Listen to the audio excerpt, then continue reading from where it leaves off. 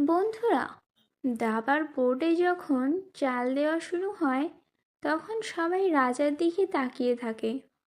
কিন্তু স্লাইম ইশিকাইয়ের এই দুনিয়ার রাজা যদি হয়ে ওঠে দাবার সবচেয়ে বড় গুটি, তবে কেমন হবে? আমরা গত সিজনে দেখেছি রিমুরু টেম্পেস্ট কিভাবে ধ্বংসের ছাই থেকে ফিনিক্স পাখির মতো জেগে উঠেছে এবং নিজেকে একজন প্রকৃত ডিমন লর্ড হিসেবে প্রমাণ করেছে।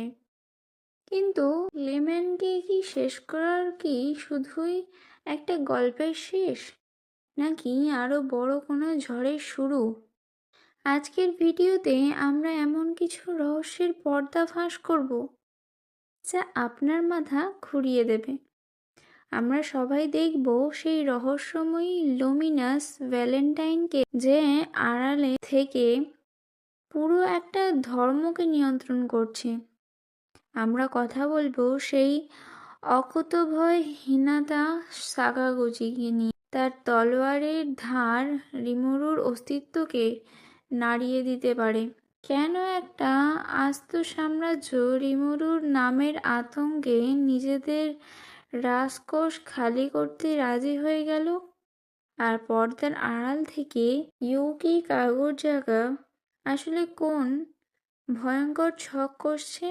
আজকের এই মহাকাব্যিক বিশ্লেষণে আমরা কেবল গল্প বলবো না, বরং স্লাইম ইউনিভার্সের প্রতিটি সূক্ষ্ম চাল আর গোপন ষড়যন্ত্রের ময়নাতদন্ত করব। তৈরি হয়ে যান, কারণ আজকের পর এই অ্যানিমে নিয়ে আপনার দৃষ্টিভঙ্গি চিরতরে বদলে যেতে পারে। এপিসোডের শুরুতে আমরা দেখি ল্যাপ্লাস এবং তার সঙ্গীরা ক্লেম্যানের প্রাসাদে বসে শোক পালন করছে। তারা বিশ্বাসই করতে পারছে না যে ক্লেম্যানের মতো শক্তিশালী কেউ এভাবে শেষ হয়ে যেতে পারে। এখানে ইউকি কাগুজাকার প্রবেশ ঘটে।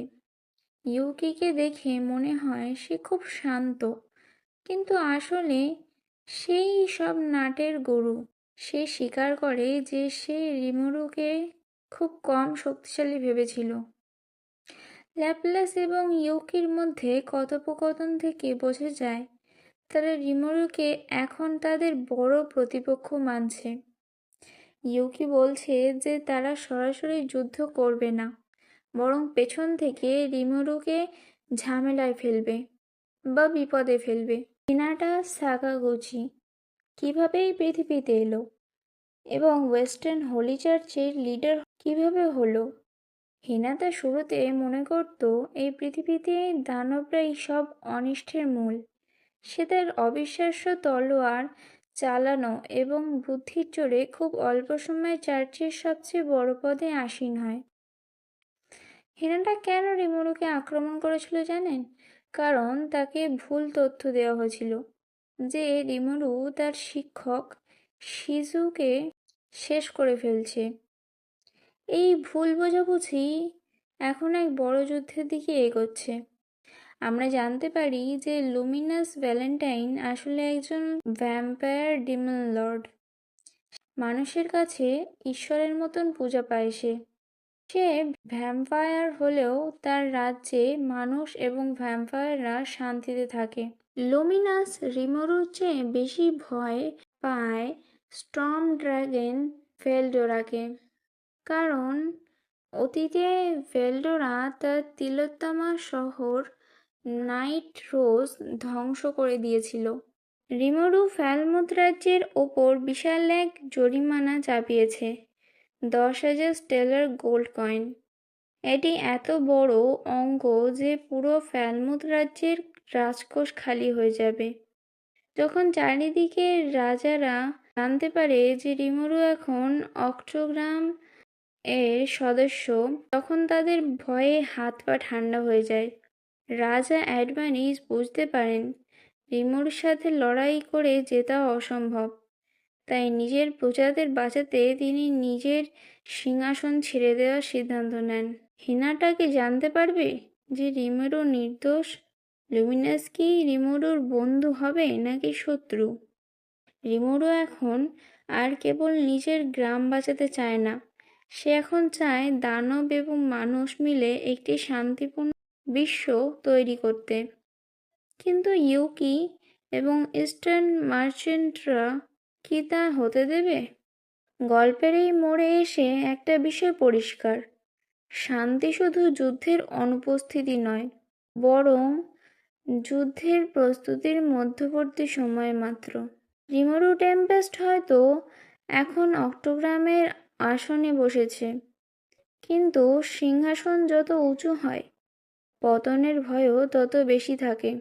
একদিকে যেমন হিনাটার মতো যোদ্ধারা তাদের আদর্শের জন্য লড়ছে, অন্যদিকে লুমিনাসের মতো প্রাচীন সত্তারা নিজেদের অস্তিত্ব টিকিয়ে রাখতে খেলছে হাজার বছরের পুরানো খেলা। ফ্যালমুথ রাজ্যের এই আত্মসমর্পণ কি আসলেই কোনো নতুন ভোরের ইঙ্গিত, নাকি এটা কেবল বড় কোনো ধ্বংসলীলার আগের নিস্তব্ধতা? ইউকির সেই কুটিল হাসি আমাদের বলে দিচ্ছে যে আসল মাস্টারমাইন্ডরা এখনো অন্ধকারে লুকিয়ে আছে। রিমোরু কি পারবে দানব আর মানুষের এই বিভেদ মুছে ফেলে নিজের স্বপ্নের সেই স্বর্গরাজ্য গড়ে তুলতে, নাকি ক্ষমতার এই লড়াই তাকেও একদিন বদলে দেবে অন্য কোনো নিষ্ঠুর ডিমন লর্ডে? এইসব প্রশ্নের উত্তর লুকিয়ে আছে সময়ের গর্ভে। আজকের এই বিশ্লেষণ আপনাদের কেমন লাগলো, এবং হিনাটা বনাম রিমোরুর আসন্ন লড়াইয়ে আপনারা কার পাল্লা ভারী দেখছেন তা নিয়ে নিজেদের মতামত ভাগ করে নিতে পারেন।